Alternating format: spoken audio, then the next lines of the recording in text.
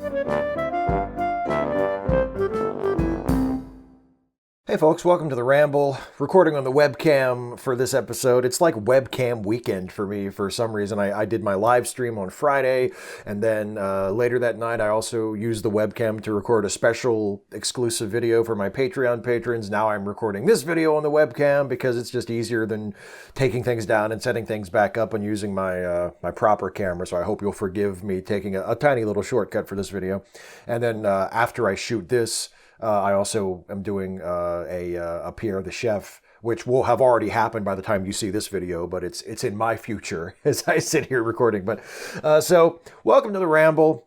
I want to revisit a subject that I discussed a few months ago. I believe back in April was the last time I mentioned this, and I made it a subject of an Off Monday Ramble episode back then as well, and it is the ongoing collaboration between WWE, World Wrestling Entertainment, and the Kingdom of Saudi Arabia. And this has become an issue once again for us for two reasons. One is that there is a WWE show coming up once again in Saudi Arabia, an event called Crown Jewel that will be taking place in early November.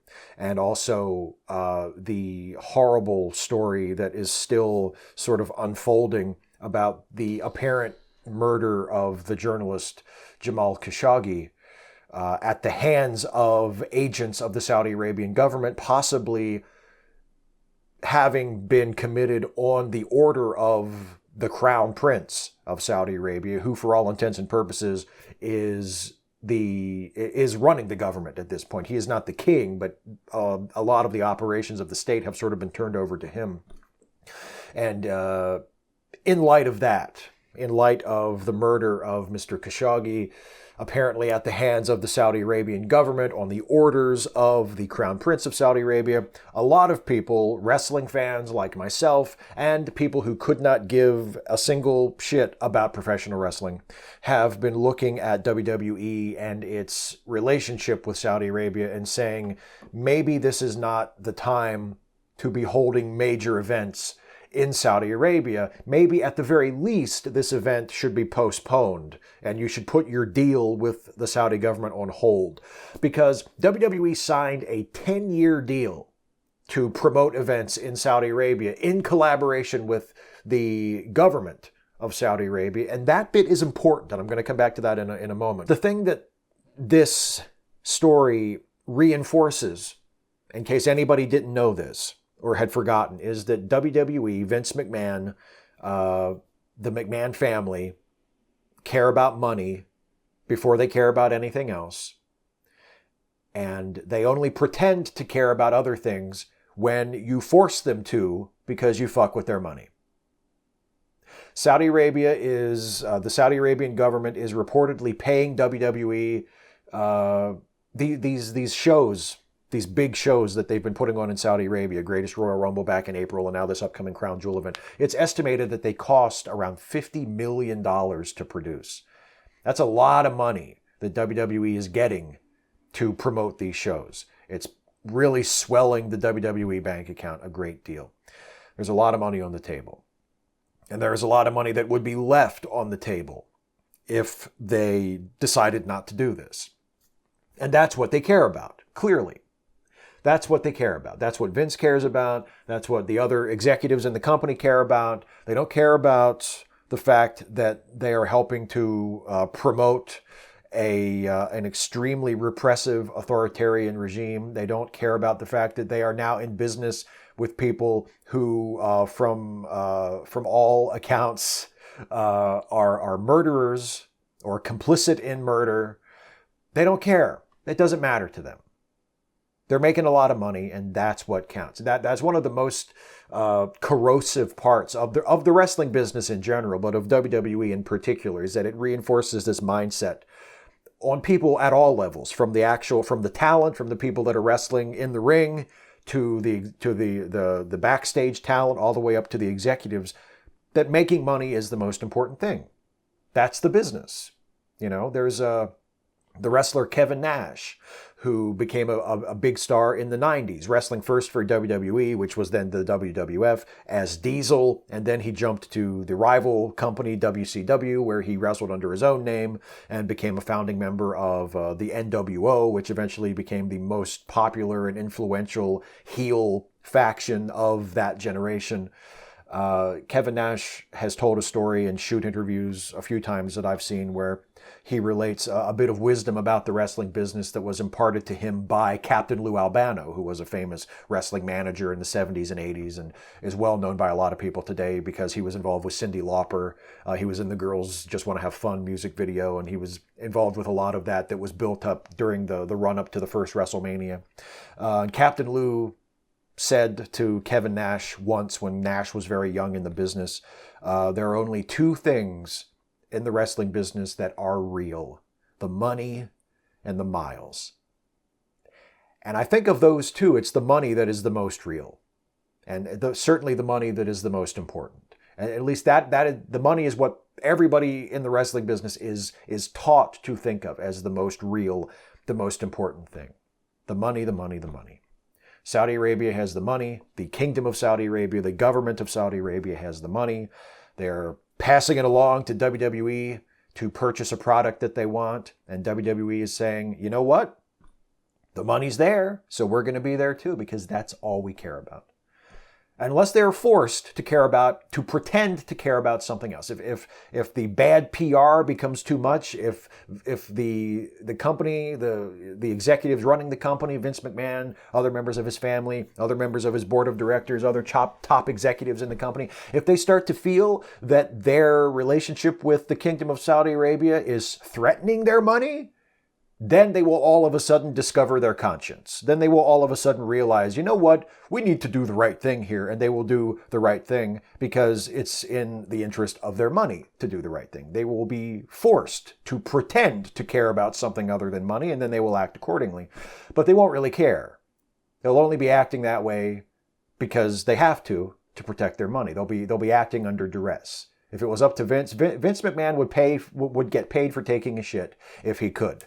Vince McMahon I don't know if there's any moral boundary he would not cross if he thought there was a big enough payday on the other side of it. That's just the kind of human being that I think he is. I think he's contemptible. And that's one of the main reasons why I'm very happy to not be giving his company any money anymore, because I think he's utterly contemptible as a human being. I want to go back to what I said a moment ago about the product that Saudi Arabia is buying from WWE for its money, because that's important.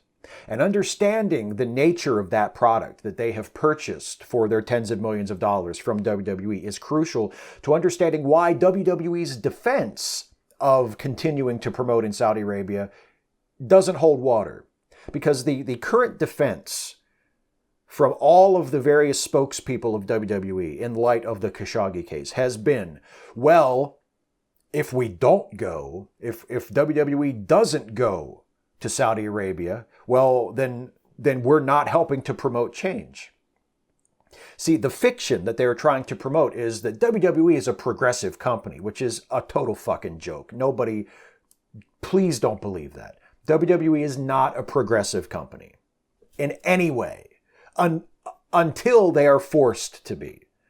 They're pushing a lot of progressive policies. They're pushing a lot of anti-bullying initiatives and LGBTQ inclusive initiatives and women's empowerment initiatives. It's all smoke. It's all PR. It's all an attempt to ignore and erase their past, their history of racist and homophobic and sexist, misogynistic wrestling gimmicks, their history of internal problems with sexual harassment and sexual abuse that made news in the 90s and have continued to recur here and there throughout the last 20 years or so. They want to ignore all of that and convince everybody that none of that happened, or at least none of that is really important, because now we're all about empowering women, and now we're all about having an inclusive product, and we welcome people of all identities and all orientations and all genders, and we want to be a progressive, open, big tent company. It's all horseshit. It's all PR horseshit designed to put them in a better position to make more money. That's it. That's it. So when they say, hey, we should go to Saudi Arabia because we're a progressive Western company. We represent America and American values of freedom and openness and social progress. We should be going to Saudi Arabia and exposing people to that kind of a thing, and we'll help to push reform forward. That might be a valid reason if we ignore the fact that WWE's commitment to progressivism is total horseshit and self-serving. If we just ignore that, it might be a valid excuse if the situation was that WWE had gotten permission to hold a show in Saudi Arabia, and they were going, and they had rented a facility, and they were promoting a show just like they would promote a live event anywhere else in this country or anywhere else in the world, and they were putting on a show for the people of Saudi Arabia, so that people who could buy a ticket could go to the show and see a wrestling show and have a good time and maybe be exposed to a form of entertainment that they don't get to see very often. Maybe, under the most charitable interpretation and the most optimistic projection of the possible results of such a show in a closed, very repressed society like Saudi Arabia, maybe that would hold water. Maybe that would be a valid reason. And they could say, you know what, we're going to go and we're going to perform for these people, and hopefully we'll open them up to a whole new world, right? That's what they would like us to believe they're doing. The reality is very different. The reality is they're not just holding a live event in Saudi Arabia.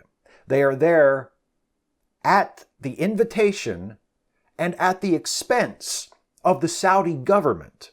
Again, the government that appears to have ordered and committed the murder of Jamal Khashoggi. They're there at the invitation and at the expense of that government. And the purpose of the show, the purpose of the WWE event, is to promote the agenda of that government. And if you didn't see it, you should go elsewhere on YouTube, look up John Oliver's segment on Saudi Arabia from a couple weeks ago on his show on Last Week Tonight. He mentions the WWE's event, their last event, the Greatest Royal Rumble. He also talks about the upcoming Crown Jewel event, and he plays clips from the Greatest Royal Rumble show where it plays basically like an infomercial for the Saudi government. It's an infomercial to the Saudi Arabian people and specifically, most importantly, to the rest of the world to say, hey, women can drive here now as of like last Tuesday. We're not open. We're not closed and repressive and authoritarian. We're moving toward being a more open, progressive, modern society. It's propaganda for the Saudi government. It's, look, we brought the WWE here. We're turning over a new leaf. We're creating a more open society. Our people are happy. Our people are free. And look at how great things are here in Saudi Arabia. It's a great place to come, and especially a great place to do business. And if you want to come and do business in Saudi Arabia, specifically with the Saudi government, you should come here because look at what WWE has done. It's a commercial for an oppressive authoritarian regime that, as I have to keep repeating this, by all evidence seems to have committed murder, seems to have ordered the murder of a journalist. That's the problem. It's not that WWE is going to Saudi Arabia and holding a show. It's that Saudi Arabia is paying WWE to come and take part in an infomercial for that regime. And that's why the argument from WWE that, well, we're going because we want to promote change is horseshit. They're not going independently. They're not going to talk to the people of Saudi Arabia, to represent the people of Saudi Arabia, to stand up for the people of Saudi Arabia. They're going to stand up for the government that oppresses the people of Saudi Arabia, to stand on that side and to cheer that government on and to promote that government to the rest of the world falsely as not an oppressive authoritarian regime. That's the problem. It's unconscionable, but that's the company. That's something that it took me my whole life to realize. It took me my whole life to realize something that had been staring me in the face the whole time. That the WWF/WWE is a company that it employs a lot of good people. Not all wrestlers who work for the WWE are bad. In fact, most of them are probably fine. Some of them I know are very good people. and they're working for WWE because it's the number one game in town, it's the pinnacle of their profession. But it took me a long time to realize that the people who run that company, Vince McMahon, the other members of his family who are involved, the executives, the people who are in top levels of production, that these are not nice people. These are not good people. These are people that exploit the workers, exploit the wrestlers, the talent, and whatever their role happens to be. Don't really care about them, mistreat them, treat them as independent contractors rather than full employees in order to continue exploiting them and get the maximum value out of their work for the company. It's completely unscrupulous. It's completely immoral. It's indefensible. It's disgusting. And it took me until a couple years ago to face that and to realize that just because I love pro wrestling doesn't mean I have to keep supporting this evil company. I can get wrestling somewhere else.